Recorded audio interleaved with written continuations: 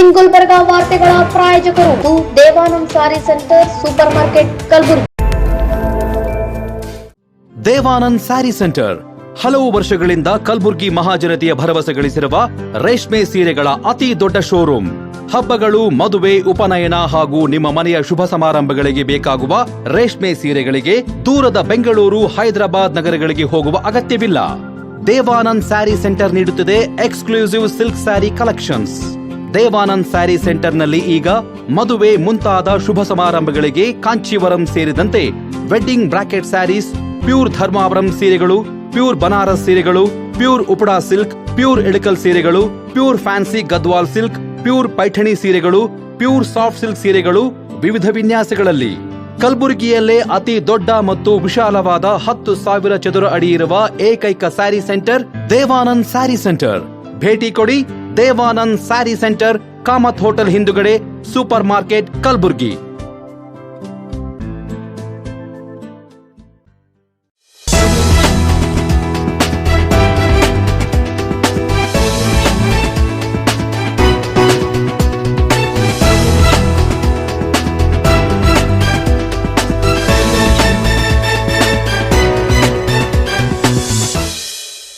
ನಮಸ್ಕಾರ, ಇನ್ ಗುಲ್ಬರ್ಗಾ ವಾರ್ತೆಗಳಿಗೆ ಸ್ವಾಗತ. ಮೊದಲಿಗೆ ಹೆಡ್ಲೈನ್ಸ್.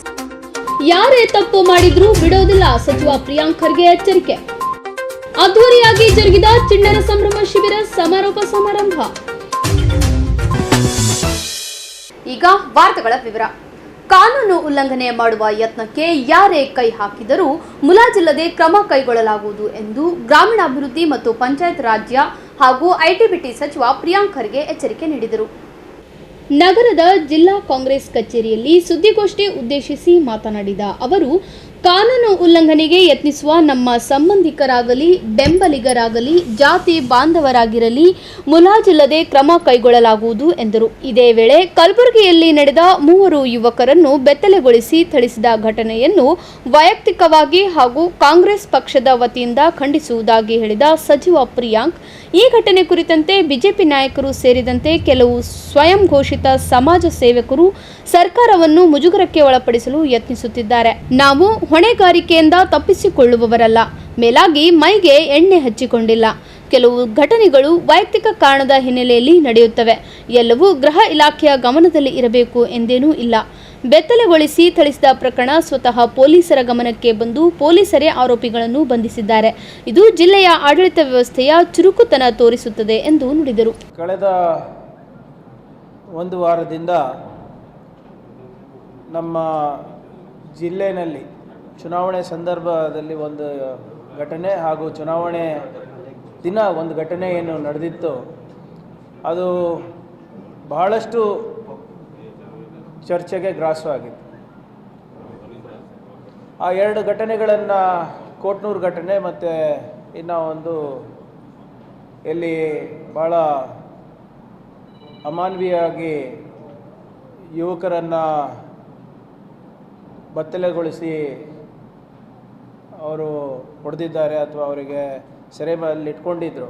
ಈ 2 ವಿಚಾರಗಳನ್ನು ಇಟ್ಕೊಂಡು ಸಾಕಷ್ಟು ಚರ್ಚೆ ಮಾಧ್ಯಮದಲ್ಲಿ ಕೂಡ ಆಗ್ತಾಯಿದೆ, ಸಾರ್ವಜನಿಕರಲ್ಲಿ ಕೂಡ ಆಗ್ತಾಯಿದೆ. ಮೊದಲನೇದಾಗಿ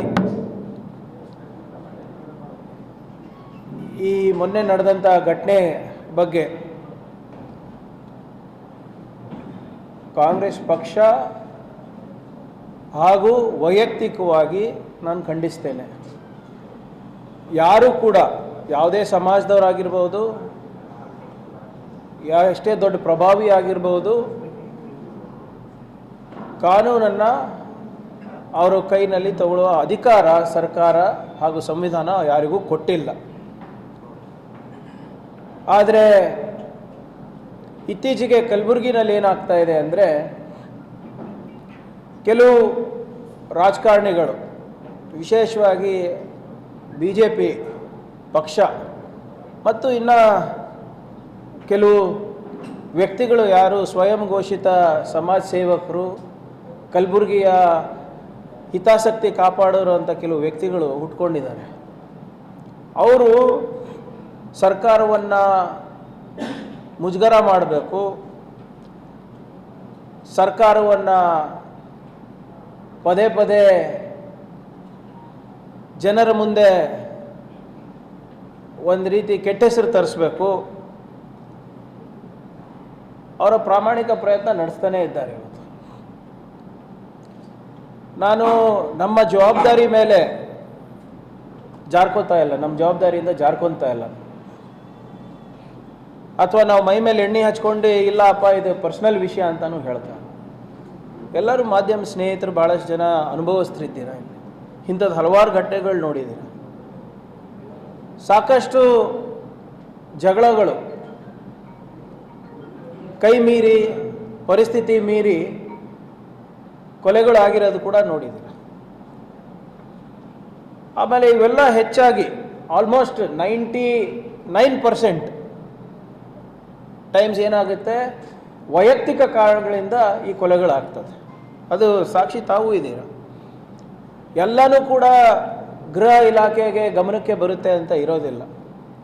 ಆದರೆ ಇಂಥ ಯಾರು ಆ್ಯಂಟಿ ಸೋಷಿಯಲ್ ಎಲಿಮೆಂಟ್ಸ್ ಇರ್ತಾರೆ, ಅಥವಾ ಅವ್ರ ಮೇಲೆ ಮುಂಚಿತವಾಗಿ ಏನಾದರೂ ಕೇಸ್ ಇದ್ದರೆ, ಅಥವಾ ಅವ್ರ ಮುಂಚಿತವಾಗಿ ಇವ್ರ ಮೇಲೆ ಅನುಮಾನ ಇದ್ದರೆ ನಿಗಾ ಇಟ್ಟು ಅವ್ರನ್ನ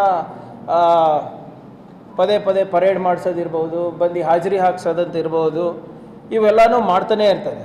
ಆದರೆ ಯಾವುದೇ ಸರ್ಕಾರ ಇರ್ಬೋದು, ಎಲ್ಲ ವೈಯಕ್ತಿಕ ವಿಚಾರಗಳ ಮೇಲೆ ಗಮನ ಇಟ್ಟೋದು, ನಿಗಾ ಇಡೋದು ಸ್ವಲ್ಪ ಕಷ್ಟ ಆಗುತ್ತೆ. ಅದು ತಮಗೂ ತಿಳಿದಂಥ ವಿಷಯ. ಹಾಗಂತ ನಮ್ಮ ಜವಾಬ್ದಾರಿ ಇಲ್ಲ ಅಂತಲೂ ನಾನು ಹೇಳ್ತಾ ಇಲ್ಲ. ನಾವು ಜವಾಬ್ದಾರಿ ಸ್ಥಾನಮಾನದಲ್ಲಿದ್ದವರು, ನಾವು ಕೂಡ ಎಲ್ಲೆಲ್ಲಿ ನಮಗೆ ಇಂಥ ಮಾಹಿತಿಗಳು ಬರ್ತದೆ ಅದನ್ನು ತಡೆ ಹಿಡಿಯೋದು ನಮ್ಮ ಜವಾಬ್ದಾರಿ ಕೂಡ ಆಗ್ತದೆ. ಆದರೆ ಇಲ್ಲೇನಾಗ್ಬಿಟ್ಟಿದೆ, ಕಳೆದ 8 ತಿಂಗಳಲ್ಲಿ BJP ಅವರು ಪಾಪ ಏನಾಗ್ಬಿಟ್ಟಿದ್ದಾರೆ, ಅವರಿಗೆ ಈಗ ನಿರುದ್ಯೋಗ ನಿರುದ್ಯೋಗದ ಸ್ಟ್ಯಾಟಿಸ್ಟಿಕ್ಸ್ನಲ್ಲಿ ಬರ್ತಾರೆ ಅವರಿಗೆ. ನಿರುದ್ಯೋಗಿ ರಾಜಕಾರಣಿ ಆದ ತಕ್ಷಣ ಮತ್ತೊಮ್ಮೆ ಅಸ್ತಿತ್ವವನ್ನು ಉಳಿಸ್ಕೊಳ್ಳಿಕ್ಕೆ ಇವತ್ತು ಅವರು ಇಂಥ ಕೆಲಸಗಳಿಗೆ ಮುಂದಾಗಿದ್ದಾರೆ. ಅವರು ಮತ್ತು ಅವರ ಅವಿಭಾಜ್ಯ ಅಂಗಗಳಿವೆ ಕೆಲವು, ಈ ಶ್ರೀರಾಮ ಸೇನೆ ಅಂತವು ಅಧಿಕೃತವಾಗಿ ಪಾರ್ಟಿನಲ್ಲಿಲ್ಲ ಅಂದ್ರೂ ಕೂಡ ಇವರೆಲ್ಲ BJPಯ ಅವಿಭಾಜ್ಯ ಅಂಗಗಳು, ಕೆಲಸಕ್ಕೆ ಬರಲಾರ್ದವರು, ರಾಮನ ಹೆಸರು ಮೇಲೆ, ದೇವರ ಹೆಸರು ಮೇಲೆ ಪಾಲಿಟಿಕ್ಸ್ ಮಾಡೋರು, ಕೋಮದ ವಿಷ ಬೀಜವನ್ನು ಬಿತ್ತವರು, ಮರ್ಯಾದಾ ಪುರುಷೋತ್ತಮನ ಹೆಸರು ಮೇಲೆ ಇವರು ಸಮಾಜದಲ್ಲಿ ಮರ್ಯಾದೆ ಇರಲಾರ್ದಂಥ ಕೆಲಸ ಮಾಡೋಂಥ ವ್ಯಕ್ತಿಗಳು ಕೆಲವರು ಉಟ್ಕೊಂಡು ಬಿಟ್ಟಿದ್ದಾರೆ. ಅವ್ರದ್ದು ಕೆಲಸ ಏನವಪ್ಪ ಅಂದರೆ, ಚುನಾವಣೆ ಬಂದಾಗ ಹೆಚ್ಚು ಕೋಮ ಪ್ರಚೋದನೆ ಕೊಡೋದು, ಚುನಾವಣೆ ಇರಲಾರ್ದಾಗ ಇಂಥ ಸಸಿಗಳನ್ನು ನೆಟ್ಟಿ ಬೆಳೆಸೋದು ಕೆಲಸ ಇವ್ರದ್ದು. ಹಿಂಗೆ ಮಾಡಿ ಏನಾದರೂ ಮಾಡಿ ಸಮಾಜದಲ್ಲಿ ಕೋಲಾಹಲ ಇರಬೇಕು, ಸಮಾಜದಲ್ಲಿ ಏನಾದರೂ ಒಂದು ಭಯಭೀತವಾದಂಥ ವಾತಾವರಣ ಇರಬೇಕು. ಇಂಥ ಭಯಭೀತವಾದಂಥ ವಾತಾವರಣ ಇದ್ದರೆ ಮಾತ್ರ ಇವ್ರದ್ದು ಪೋಷಣೆ ಆಗುತ್ತೆ. ಇಲ್ಲಿದ್ರೆ ಇಂಥ ಸಂಘಟನೆಗಳಿರ್ಬೋದು, ಇಂಥ ಪಕ್ಷಗಳು ಬೆಳಿಲಿಕ್ಕೆ ಸಾಧ್ಯ ಇಲ್ಲ. ಸಮಾಜಕ್ಕೆ ಬೆಂಕಿ ಹಚ್ಚಿದಾಗ ಮಾತ್ರ ಇವ್ರಿಗೆ ನೆಮ್ಮದಿ, ಸಮಾಜದಲ್ಲಿ ಅಶಾಂತಿ ಇದ್ದರೆ ಮಾತ್ರ ಇವ್ರಿಗೆ ನೆಮ್ಮದಿ, ಸಮಾಜದಲ್ಲಿ ಒಂದು ರೀತಿಯಾದಂಥ ಭಯಭೀತವಾದಂಥ ವಾತಾವರಣ ಇದ್ದರೆ ಮಾತ್ರ ಇವರು ರಾಜಕೀಯವಾಗಿ ಬೆಳಿಬೋದು ಅಂತ ಇವ್ರದ್ದು ಒಂದು ಕಲ್ಪನೆ ಇದೆ. ಅವರು ಏನು ಸ್ಕ್ರಿಪ್ಟ್ ಬರೆದು ಕೊಡ್ತಾರೆ, ಅವ್ರೇನು ತಾಳ ಹಾಕ್ತಾರೆ, ಅವ್ರೇನು ರಾಗ ಎಳಿತಾರೆ, ಅದ್ರ ತಕ್ಕಂಗೆ BJP ನಾಯಕರು ಕುಣಿತಾರೆ. ಮೊನ್ನೆ ನಿಮ್ಮ ಚಿಂಚೋಳಿ MP ಅವರು ಏನಂದ್ರು, ಸರ್ಕಾರ ನಡೀತಾ ಇಲ್ಲ, ತಾಲಿಬಾನ್ ಸರ್ಕಾರ ನಡೀತಾ ಇದೆ ಅಂತೆ ನಮ್ಮ ಜಿಲ್ಲೆನಲ್ಲಿ, ನಮ್ಮ ರಾಜ್ಯದಲ್ಲಿ. ಇಲ್ಲಪ್ಪ, 5 ವರ್ಷ ಸುಮ್ಮನೆ ಕೂತ್ಕೊಂಡು ನಿಮ್ಮ ಡಬಲ್ ಇಂಜಿನ್ ಸರ್ಕಾರ ಸಂದರ್ಭದಲ್ಲಿ ಲಾ ಆ್ಯಂಡ್ ಆರ್ಡರ್ ಪರಿಸ್ಥಿತಿ ಹೇಗಿತ್ತು ಅಂತ ಮರ್ತೋಗ್ಬಿಟ್ಟಿದ್ದೀರಾ? ಅಂತರಂಗ ಸಾಂಸ್ಕೃತಿಕ ಸೇವಾ ಸಂಸ್ಥೆ ವತಿಯಿಂದ ನಗರದಲ್ಲಿ ಆಯೋಜನೆ ಮಾಡಲಾಗಿದ್ದ ಚಿಣ್ಣರ ಸಂಭ್ರಮ ಉಚಿತ ಬೇಸಿಗೆ ಶಿಬಿರ ಸಮಾರೋಪಗೊಂಡಿತು. ಅಂತರಂಗ ಸಾಂಸ್ಕೃತಿಕ ಸೇವಾ ಸಂಸ್ಥೆ ವತಿಯಿಂದ ನಗರದ ಸಿದ್ಧಾರ್ಥ ನಗರದಲ್ಲಿರುವ ಅಂತರಂಗದ ಆವರಣದಲ್ಲಿ ಆಯೋಜನೆ ಮಾಡಲಾದ ಶಿಬಿರ ಸಮಾರೋಪ ಸಮಾರಂಭ ಹಾಗೂ ಕಲಾವತಿ ಕ್ಯಾಮನವರ ನುಡಿ ನಮನ ಸಮಾರಂಭವನ್ನು ಕಾಂಗ್ರೆಸ್ ಮುಖಂಡ ಶರಣು ಅಲ್ಲಂಪ್ರಭು ಪಾಟೀಲ್ ಅವರು ಉದ್ಘಾಟಿಸಿ ಮಾತನಾಡಿದರು.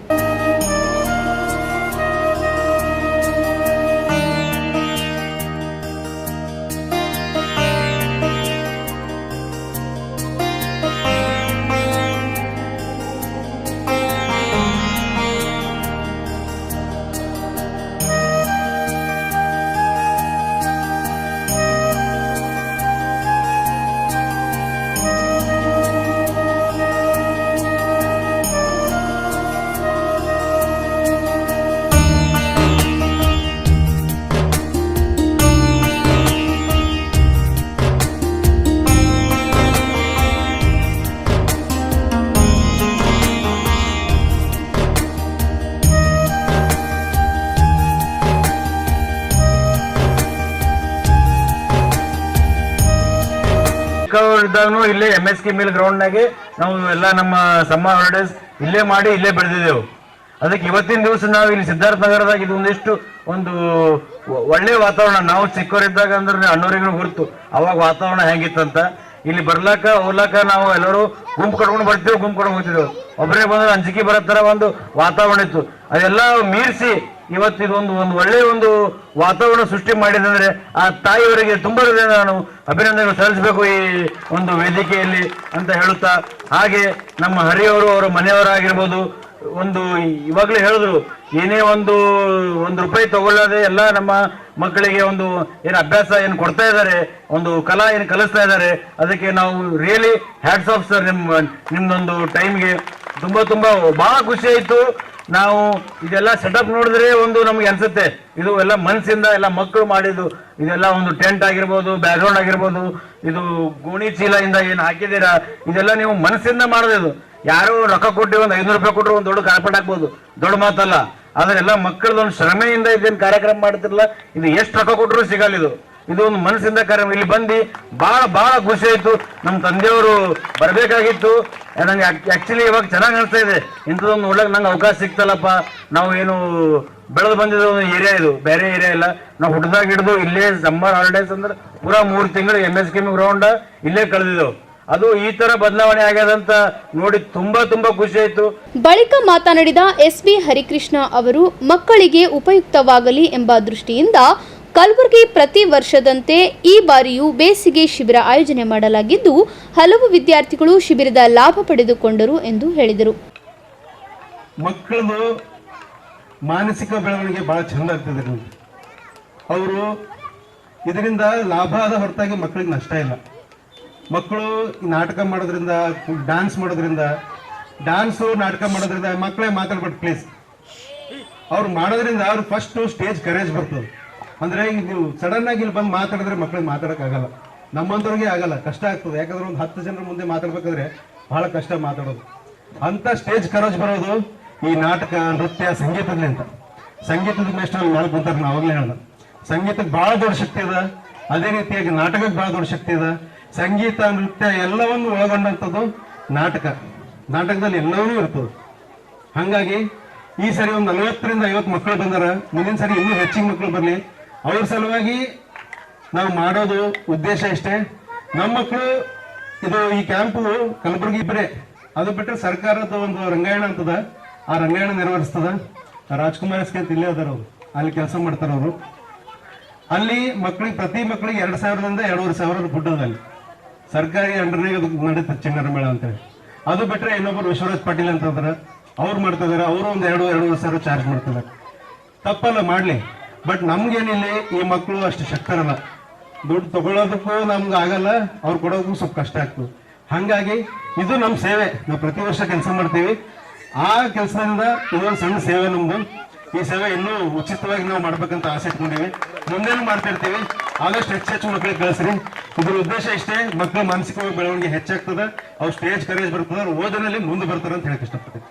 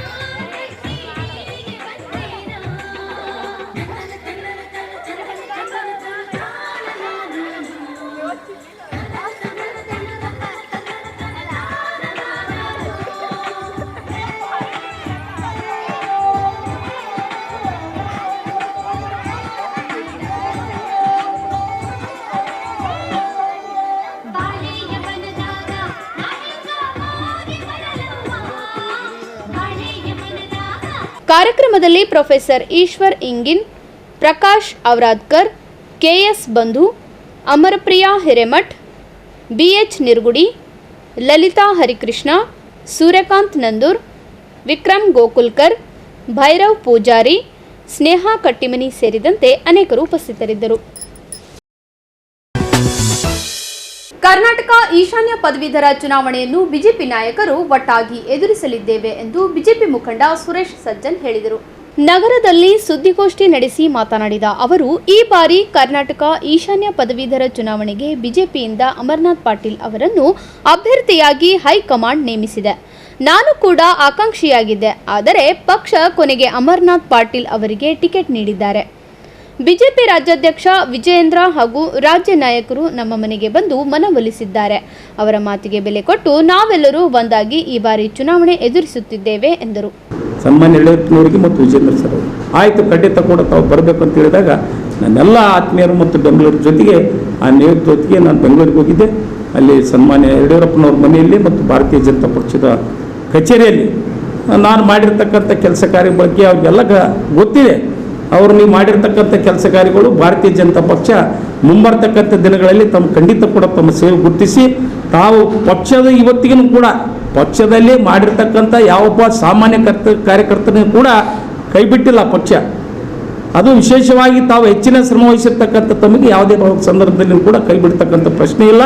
ತಾವು ಮಾಡಿರ್ತಕ್ಕಂಥ ಕೆಲಸಗಳಿಗೆ ನಾವು ಧನ್ಯವಾದ ಸಲ್ಲಿಸಿ ತಮ್ಮ ಜೊತೆಗೆ ನಾವು ಇರ್ತೀವಿ, ನಮ್ಮ ಜೊತೆಗೆ ನೀವು ಇರ್ರಿ, ಈ ಒಂದು ಅಭ್ಯರ್ಥಿಯನ್ನು ಗೆಲ್ಲಿಸ್ತಕ್ಕಂಥ ಕೆಲಸ ಮಾಡಿರಿ, ನಾವು ಬರ್ತಕ್ಕಂಥ ದಿನಗಳಲ್ಲಿ ಒಳ್ಳೆಯ ಸ್ಥಾನಮಾನವನ್ನು ಕೊಡ್ತಕ್ಕಂಥ ಕೆಲಸ ಮಾಡ್ತೀವಿ ಅಂತೇಳಿ ಕಿಶೆ ಅವ್ರು ನನಗೆ ಭರವಸೆ ಕೊಟ್ಟರು. ಅಲ್ಲಿರ್ತಕ್ಕಂಥ ಎಲ್ಲ ನನ್ನ ಬೆಂಬಲ. ಬರೀ ಕೇವಲ ನಾನೊಬ್ಬನು ಮಾತನಾಡಿ ಸಾಲದು, ನನ್ನ ಜೊತೆಗೆ ಬಂದಿರತಕ್ಕಂಥ ಅನೇಕ ಮುಖಂಡರ ಜೊತೆಗೆ ಕರ್ಕೊಂಡು ಹೋಗಿದ್ದೆ. ಅವರೆಲ್ಲರ ಜೊತೆಗೆ ಸನ್ಮಾನ್ಯ ನಮ್ಮ ರಾಜ್ಯಾಧ್ಯಕ್ಷರು ವಿಜೇಂದ್ರ ಅವರು ನೇರವಾಗಿ ಅವ್ರಿಗೆ ಹೇಳಿದಾಗ ಬಹುಶಃ ನನ್ನ ಬಂದಿರತಕ್ಕಂಥ ಎಲ್ಲ ಬೆಂಗಳೂರು ಈ ರೀತಿ ಹಿರಿಯರು ದೊಡ್ಡವರು ಅಪ್ಪಾಜಿಯವರು, ಯಡಿಯೂರಪ್ಪ ಅಪ್ಪಾಜಿಯವರು ತಾವು ಸ್ವತಃ ಈ ರೀತಿ ಹೇಳುವಾಗ ನಾವೆಲ್ಲ ಈ ರೀತಿ ನಾವು ವಿರುದ್ಧ ಮಾಡ್ತಕ್ಕಂಥ ಸರಿಯಲ್ಲ, ಅದಕ್ಕೆ ಬೆಂಬಲಿಸತಕ್ಕಂಥ ಕೆಲಸ ಮಾಡೋಣ ಅಂತೇಳಿ ನಮ್ಮೆಲ್ಲರ ಹಿರಿಯ ಮಾರ್ಗದರ್ಶನದೊಂದಿಗೆ ಆ ಸಂದರ್ಭದಲ್ಲಿ ನಮ್ಮ ರಾಜ್ಯ ಅಧ್ಯಕ್ಷರಾಗಿರ್ತಕ್ಕಂಥ ಸನ್ಮಾನ್ಯ ವಿಜೇಂದ್ರ ಸರ್ ಅವರು BJP ಕಚೇರಿಯಲ್ಲಿ ಪತ್ರಿಕಾಗೋಷ್ಠಿಯ ಸಮ್ಮುಖದಲ್ಲಿ ನಾನು 20ನೇ ತಾರೀಕು ಕಲಬುರಗಿಗೆ ಹೋಗಿ ನಾಮಿನೇಷನ್ ಮಾಡಿರ್ತಕ್ಕಂಥ ಹಿಂಪಡೆದು ಭಾರತೀಯ ಜನತಾ ಪಕ್ಷದ ಅಭ್ಯರ್ಥಿಯಾಗಿರ್ತಕ್ಕಂಥ ಸನ್ಮಾನ್ಯ ಅಮರನಾಥ್ ಪಾಟೀಲ್ರ ಗೆಲುವಿಗೆ ಶ್ರಮಿಸ್ತೀನಿ ಅಂತೇಳಿ ಹೇಳಿದ್ದೀನಿ. ಇವತ್ತು ನಾನು ಆಫೀಸ್ ತರ್ತಕ್ಕಂಥ ಕೆಲಸ ಮಾಡ್ತೀನಿ ಅಂತೇಳಿ ಹೇಳಿ ತಮಗೆಲ್ಲ ಅಭಿನಂದನೆ ಸಲ್ಲಿಸ್ತೀನಿ. ಧನ್ಯವಾದ. ಸುದ್ದಿಗೋಷ್ಠಿಯಲ್ಲಿ ಬಿಜೆಪಿ ಜಿಲ್ಲಾಧ್ಯಕ್ಷ ಶಿವರಾಜ್ ಪಾಟೀಲ್, ನಗರಾಧ್ಯಕ್ಷ ಚಂದು ಪಾಟೀಲ್, ಶಶಿಲ್ ನಮೋಶಿ ಸೇರಿದಂತೆ ಅನೇಕರು ಉಪಸ್ಥಿತರಿದ್ದರು. ಈಗ ಚಿಕ್ಕದೊಂದು ವಿರಾಮದ ನಂತರ ಮತ್ತೆ ವಾರ್ತಾ ಸಂಚಿಕೆ ಮುಂದುವರಿಯುತ್ತದೆ. ಬಿಜೆಪಿ ಬಂಡಾಯ ಶಮನ, ಒಟ್ಟಾಗಿ ಚುನಾವಣೆ ಎದುರಿಸುವುದಾಗಿ ಸುರೇಶ್ ಸಜ್ಜನ್ ಹೇಳಿಕೆ. ಎಸ್ಎಸ್ಎಲ್ಸಿ ಪರೀಕ್ಷೆ ಫಲಿತಾಂಶ ಕುಸಿತ, ಸುಧಾ ಹಾಲ್ ಕೈ ಕಳವಳ. ದೇವಾನಂದ್ ಸ್ಯಾರಿ ಸೆಂಟರ್ ಹಲವು ವರ್ಷಗಳಿಂದ ಕಲ್ಬುರ್ಗಿ ಮಹಾಜನತೆಯ ಭರವಸೆ ಗಳಿಸಿರುವ ರೇಷ್ಮೆ ಸೀರೆಗಳ ಅತಿ ದೊಡ್ಡ ಶೋರೂಮ್. ಹಬ್ಬಗಳು, ಮದುವೆ, ಉಪನಯನ ಹಾಗೂ ನಿಮ್ಮ ಮನೆಯ ಶುಭ ಸಮಾರಂಭಗಳಿಗೆ ಬೇಕಾಗುವ ರೇಷ್ಮೆ ಸೀರೆಗಳಿಗೆ ದೂರದ ಬೆಂಗಳೂರು, ಹೈದರಾಬಾದ್ ನಗರಗಳಿಗೆ ಹೋಗುವ ಅಗತ್ಯವಿಲ್ಲ. ದೇವಾನಂದ್ ಸ್ಯಾರಿ ಸೆಂಟರ್ ನೀಡುತ್ತಿದೆ exclusive silk sari collections. Devanand sari ಸೆಂಟರ್ನಲ್ಲಿ ಈಗ ಮದುವೆ ಮುಂತಾದ ಶುಭ ಸಮಾರಂಭಗಳಿಗೆ ಕಾಂಚೀವರಂ ಸೇರಿದಂತೆ wedding brocade saris, pure Dharmavaram ಸೀರೆಗಳು, ಪ್ಯೂರ್ ಬನಾರಸ್ ಸೀರೆಗಳು, pure Uppada silk, pure Ilkal ಸೀರೆಗಳು, pure fancy Gadwal silk, pure Paithani ಸೀರೆಗಳು, ಪ್ಯೂರ್ ಸಾಫ್ಟ್ ಸಿಲ್ಕ್ ಸೀರೆಗಳು ವಿವಿಧ ವಿನ್ಯಾಸಗಳಲ್ಲಿ. ಕಲಬುರಗಿಯಲ್ಲೇ ಅತಿ ದೊಡ್ಡ ಮತ್ತು ವಿಶಾಲವಾದ 10,000 ಚದುರ ಅಡಿ ಇರುವ ಏಕೈಕ ಸ್ಯಾರಿ ಸೆಂಟರ್ ದೇವಾನಂದ್ ಸ್ಯಾರಿ ಸೆಂಟರ್. ಭೇಟಿ ಕೊಡಿ. ದೇವಾನಂದ್ ಸ್ಯಾರಿ ಸೆಂಟರ್, ಕಾಮತ್ ಹೋಟೆಲ್ ಹಿಂದುಗಡೆ, ಸೂಪರ್ ಮಾರ್ಕೆಟ್, Kalaburagi.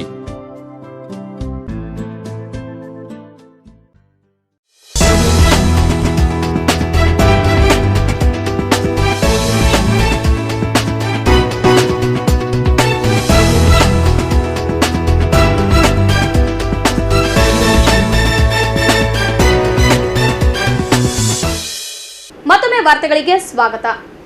Online game app, online gambling, betting ಆಪ್ಗಳನ್ನು ನಿಷೇಧಿಸಿ ಕರ್ನಾಟಕವನ್ನು ಜೂಜು ಮುಕ್ತವನ್ನಾಗಿ ಮಾಡುವಂತೆ ಆಗ್ರಹಿಸಿ ಕಲಬುರಗಿ ಮೂಲದ 2 ಯುವಕರು ಲಡಾಖ್ಗೆ ಬೈಕ್ ಮೇಲೆ ಪ್ರಯಾಣ ಬೆಳೆಸಿದ್ದಾರೆ. ನಗರದ ಶ್ರೀ ಶರಣಬಸವೇಶ್ವರ ದೇವಸ್ಥಾನದಲ್ಲಿ ಮಲ್ಲಿಕಾರ್ಜುನ ಭೈರಾಮಡಿಗಿ ಮತ್ತು ಆಕಾಶ ಶ್ರೀಗಿರಿ ಎಂಬ ಯುವಕರು ಶರಣಬಸವೇಶ್ವರರಿಗೆ ವಿಶೇಷ ಪೂಜೆ ಸಲ್ಲಿಸಿ ಲಡಾಖ್ಗೆ ಪ್ರಯಾಣ ಬೆಳೆಸಿದರು. ವಿವಿಧ ರಾಜ್ಯಗಳ ಮೂಲಕ ಲಡಾಖ್ಗೆ ಹೋಗಲಿರೋ ಯುವಕರು ಇದೇ ವೇಳೆ ಜನರಲ್ಲಿ ಆನ್ಲೈನ್ ಗ್ಯಾಬ್ಲಿಂಗ್, ಬೆಟ್ಟಿಂಗ್ ಅನಾಹುತ ಬಗ್ಗೆ ಜಾಗೃತಿ ಮೂಡಿಸಲಿದ್ದಾರೆ.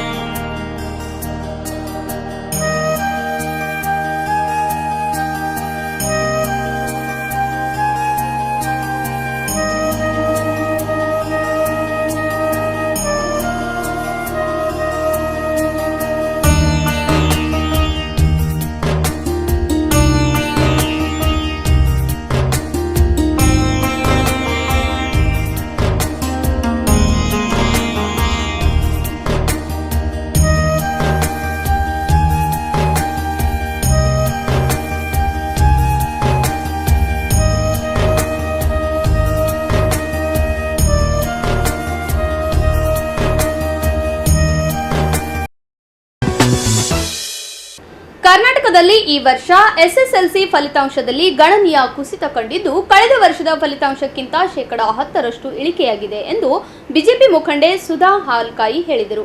ನಗರದ ಪತ್ರಿಕಾ ಭವನದಲ್ಲಿ ಸುದ್ದಿಗೋಷ್ಠಿ ನಡೆಸಿ ಮಾತನಾಡಿದ ಅವರು, ತೇರ್ಗಡೆ ಪ್ರಮಾಣ 73.8ಕ್ಕೆ ಕುಸಿದಿದೆ.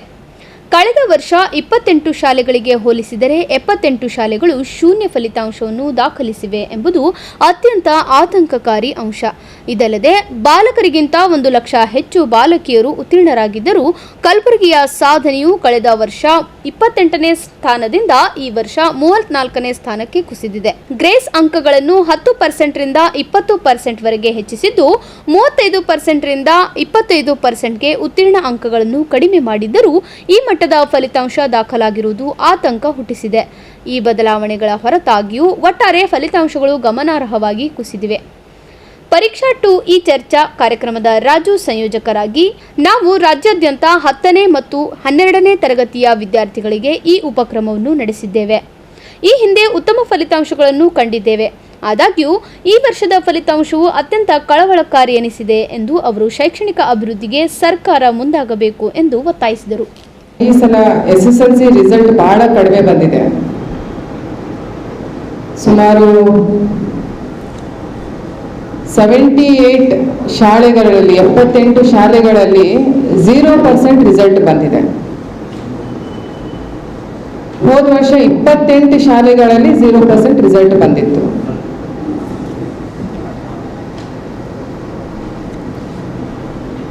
ಈ ಸಲ 73.8% ರಿಸಲ್ಟ್ ಬಂದಿದೆ, ಪಾಸಿಂಗ್ ಪರ್ಸೆಂಟು. ಹೋದ ಸಲಕ್ಕಿಂತ ಸುಮಾರು 10%ಗಿಂತ ಜಾಸ್ತಿ ಕುಸಿದಿದೆ. ಎಲಿಜಿಬಿಲಿಟಿ ಮಾರ್ಕ್ಸ್ನ 35% ಇಂದ 25% ಡಿಡಕ್ಟ್ ಮಾಡಿದ್ದಾರೆ ಇವರು. ಗ್ರೇಸ್ ಮಾರ್ಕ್ಸನ್ನು 10 ಮಾರ್ಕ್ಸ್ ಕೊಡೋ ಬದಲು 20 ಮಾರ್ಕ್ಸಿಗೆ ಇನ್ಕ್ರೀಸ್ ಮಾಡಿದ್ದಾರೆ. ಇದನ್ನು ನಾವು ಯಾವ ರೀತಿಯಿಂದ ನೋಡ್ಬೇಕು ಇವತ್ತು? ಈ ಪರಿಸ್ಥಿತಿ ಯಾಕೆ ಬಂತು? ಭಾಳ ಸರ್ವೆ ಮಾಡಿ ಭಾಳ ಎಲ್ಲ ಕಡೆಯಿಂದ ಸ್ಟಡಿ ಮಾಡಾದ್ಮೇಲೆ NEP ಅಂತ ನ್ಯಾಷನಲ್ ಎಜುಕೇಷನ್ ಪಾಲಿಸಿನ ತಗೊಂಡು ಬಂದಿದ್ರು ಸೆಂಟ್ರಲ್ ಎಜುಕೇಷನ್ ಸಿಸ್ಟಮಲ್ಲಿ. ಅದನ್ನು ಒಂದು ವಿಂಡಿಕ್ಟಿವ್ ಪೊಲಿಟಿಕ್ಸ್ ಸಲುವಾಗಿ ಅದನ್ನು ತೆಗೆದುಬಿಟ್ಟು ಸ್ಟೇಟ್ ಎಜುಕೇಷನ್ ಪಾಲಿಸಿನ ಇಂಪ್ಲೈ ಮಾಡಿದರು. ಅದರದ್ದು ಫಲಿತಾಂಶ ಇವತ್ತು ನಾವು ನೋಡ್ತಾ ಇದ್ದೀವಿ. ಮಕ್ಕಳ ಭವಿಷ್ಯ ಜೊತೆಗೆ ಯಾಕೆ ಆಟ ಆಡ್ತಾ ಇದ್ದಾರೆ ಕಾಂಗ್ರೆಸ್ ಸರ್ಕಾರ? ಅದು ಬಿಡಿ, ಇಡೀ ಕರ್ನಾಟಕದ ಬಿಡಿ, ಕಲ್ಯಾಣ ಕರ್ನಾಟಕದ ಏನಿದೆ ಇವತ್ತು ಸಮಾಚಾರ ನಮ್ಮದು? ಕಲಬುರ್ಗಿದು SSLC ರಿಸಲ್ಟು 28th ಪ್ಲೇಸಿಂದ 34th ಪ್ಲೇಸಿಗೆ ಬಂದಿದೆ. 35 ಡಿಸ್ಟ್ರಿಕ್ಟ್ಸ್ ಇದ್ದಾವೆ ನಮ್ಮ ಹತ್ರ. ಲಾಸ್ಟ್ ಯಾದಗಿರಿ ಇದೆ, ಅದಕ್ಕಿಂತ ಮುಂಚೆ 34 ಕಲಬುರ್ಗಿದು ಬಂದಿದ್ದಾರೆ. ಇದು ಎಷ್ಟು ನಮಗೆ ಅಸಹ್ಯ ಪಡುವಂಥ ವಿಷಯ ಹೇಳ್ರಿ ಇದು. ಅಲ್ಲ, ನಮಗೂ ನಿಜವಾಗ್ಲೂ ಇದೆ, ನಮಗೆ ಭಾಳ ಪ್ರೆಸ್ ಮೀಟ್ ಮಾಡೋದು, ಇದು ವಿಷಯ ಎಲ್ಲ ತಿಳಿಸೋದು ಏನು ಭಾಳ ಹೆಮ್ಮೆ ವಿಷಯ ಅನಿಸ್ತಾ ಇಲ್ಲ ನನಗೆ. 2022-23 ಅಲ್ಲಿ we have given press meet for the growth and development of our state. Highest FDP investment ಬಂದಿದ್ದು, ಹೈಯೆಸ್ಟ್ ಯೂನಿಕಾರ್ನ್ ಸ್ಟಾರ್ಟ್ಸಪ್ ಆಗಿತ್ತು, ಕರ್ನಾಟಕ ಗ್ಲೋಬಲ್ ಇನ್ವೆಸ್ಟರ್ಸ್ ಮೀಟ್ ಆಗಿತ್ತು, ವಿಷನ್ 2025 ಅಂತ ಸ್ಟಾರ್ಟ್ ಮಾಡ್ತಾ ಇದ್ರು. ಪರೀಕ್ಷೆ ಪೇ ಚರ್ಚಾ ಅಂತ ಹೇಳಿ ನಮ್ಮ ಆದರಣೀಯ ಪ್ರಧಾನಮಂತ್ರಿ ಮೋದಿಜಿ ಅವ್ರದ್ದು ಒಂದು ಕಾರ್ಯಕ್ರಮ ಇದೆ, ಪ್ರತಿ ವರ್ಷ ಆಗುತ್ತೆ. ಇದು 10th standard students 12th standard ಸ್ಟೂಡೆಂಟ್ಸಿಗಿದೆ. 2023 ಅಲ್ಲಿ ನನಗೆ ವಿ ಹ್ಯಾವ್ 3 ಸ್ಟೇಟ್ ಕೋಆರ್ಡಿನೇಟರ್ಸ್. ಅದಕ್ಕೆ ಪ್ರತಿ ಸ್ಟೇಟಿಂದ 3 ಜನಕ್ಕೆ ಮಾಡ್ತಾರೆ. I was the state coordinator for that year. ನಾವು ಎಷ್ಟು ಚೆನ್ನಾಗಿ ಆರ್ಗನೈಸ್ ಮಾಡಿದ್ವಿ ಗುಲ್ಬರ್ಗ ಡಿಸ್ಟ್ರಿಕ್ಟ್ ಅಂದರೆ, ಇಡೀ ಕರ್ನಾಟಕದಲ್ಲಿ Gulbarga district was the highest participation of the students and highest percentage of passing was there in second year PUC and 10th result also. ಎಲ್ಲರಿಗೂ ಒಳ್ಳೇದಾಗಲಿ ಅಂತ ಹೇಳಿ ಆವಾಗ ನಮ್ಮ ಸೆಂಟ್ರಲ್ ಮಿನಿಸ್ಟ್ರಿ ಅವರು ಒಂದು ಒಳ್ಳೆ ಕಾರ್ಯಕ್ರಮಗಳನ್ನು ತಗೊಂಡು ಬರ್ತಾರೆ.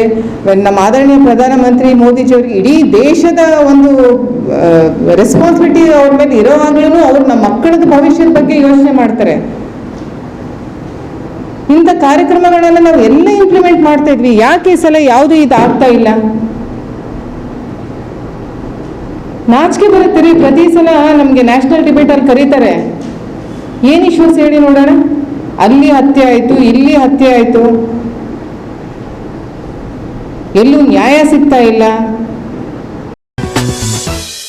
ಕೊನೆಯಲ್ಲಿ ಮತ್ತೊಮ್ಮೆ ವಾರ್ತೆಗಳ ಮುಖ್ಯಾಂಶಗಳು.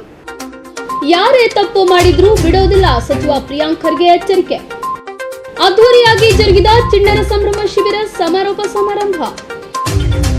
ಇಲ್ಲಿಗೆ ವಾರ್ತಾ ಸಂಚಿಕೆ ಮುಕ್ತಾಯವಾಯಿತು. ಮತ್ತೆ ಮುಂದಿನ ಸಂಚಿಕೆಯಲ್ಲಿ ಭೇಟಿಯಾಗೋಣ. ವಂದನೆಗಳು. ದೇವಾನಂದ್ ಸ್ಯಾರಿ ಸೆಂಟರ್ ಹಲವು ವರ್ಷಗಳಿಂದ ಕಲ್ಬುರ್ಗಿ ಮಹಾಜನತೆಯ ಭರವಸೆ ಗಳಿಸಿರುವ ರೇಷ್ಮೆ ಸೀರೆಗಳ ಅತಿ ದೊಡ್ಡ ಶೋರೂಮ್. ಹಬ್ಬಗಳು, ಮದುವೆ, ಉಪನಯನ ಹಾಗೂ ನಿಮ್ಮ ಮನೆಯ ಶುಭ ಸಮಾರಂಭಗಳಿಗೆ ಬೇಕಾಗುವ ರೇಷ್ಮೆ ಸೀರೆಗಳಿಗೆ ದೂರದ ಬೆಂಗಳೂರು, ಹೈದರಾಬಾದ್ ನಗರಗಳಿಗೆ ಹೋಗುವ ಅಗತ್ಯವಿಲ್ಲ. ದೇವಾನಂದ್ ಸ್ಯಾರಿ ಸೆಂಟರ್ ನೀಡುತ್ತಿದೆ exclusive silk sari collections. Devanand sari ಸೆಂಟರ್ನಲ್ಲಿ ಈಗ ಮದುವೆ ಮುಂತಾದ ಶುಭ ಸಮಾರಂಭಗಳಿಗೆ ಕಾಂಚೀವರಂ ಸೇರಿದಂತೆ wedding brocade saris, pure Dharmavaram ಸೀರೆಗಳು, ಪ್ಯೂರ್ ಬನಾರಸ್ ಸೀರೆಗಳು, pure Uppada silk, pure Ilkal ಸೀರೆಗಳು, pure fancy Gadwal silk, pure Paithani ಸೀರೆಗಳು, ಪ್ಯೂರ್ ಸಾಫ್ಟ್ ಸಿಲ್ಕ್ ಸೀರೆಗಳು ವಿವಿಧ ವಿನ್ಯಾಸಗಳಲ್ಲಿ. ಕಲಬುರಗಿಯಲ್ಲೇ ಅತಿ ದೊಡ್ಡ ಮತ್ತು ವಿಶಾಲವಾದ 10,000 ಚದುರ ಅಡಿ ಇರುವ ಏಕೈಕ ಸ್ಯಾರಿ ಸೆಂಟರ್ ದೇವಾನಂದ್ ಸ್ಯಾರಿ ಸೆಂಟರ್. ಭೇಟಿ ಕೊಡಿ. ದೇವಾನಂದ್ ಸ್ಯಾರಿ ಸೆಂಟರ್, ಕಾಮತ್ ಹೋಟೆಲ್ ಹಿಂದುಗಡೆ, ಸೂಪರ್ ಮಾರ್ಕೆಟ್, ಕಲಬುರ್ಗಿ.